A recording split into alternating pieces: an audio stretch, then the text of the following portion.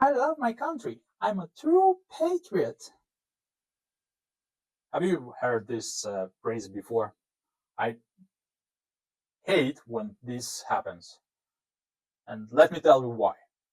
You see, my grandparents and my grandparents, uh, they fought in the World War II.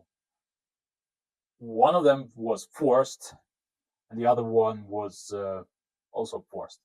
Well, in my country, my grandparents were forced.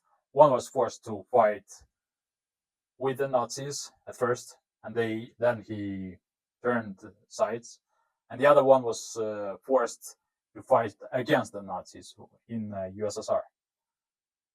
Uh, One more point: I'm born in 1985, so that makes me born in the USSR. So, as a matter of fact, my country, I don't have now a country because there is no USSR. So, by the logic of the people who say that they were born in one country and they consider it their home country or something, I would say that it's not true. Uh, you can change your country and you are free to choose the place where you want to live and the place you feel that is your home. Why I'm at that touching this point? Because in future society, I believe we shouldn't be longing to one place in particular.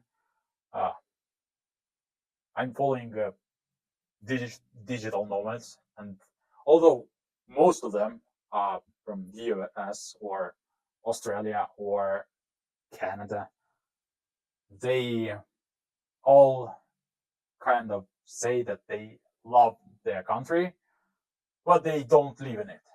We have people in my country who moved to Italy and they decide the fate of this country. And that's kind of dumb on one hand. On the other hand, they hope to be returning to this country. And I get that. But in my sincere and I'm 100 positive that we should have a global society, a global country.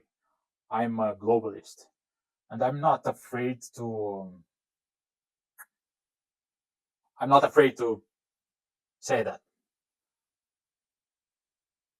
I would like for us to have peace on this earth, and all this national and national politic is forcing us to have wars and have disputes over territories that we don't even care about, like Russia fighting with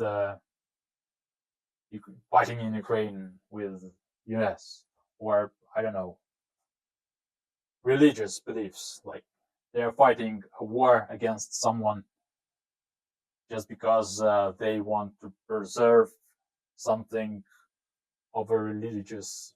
I don't get it, and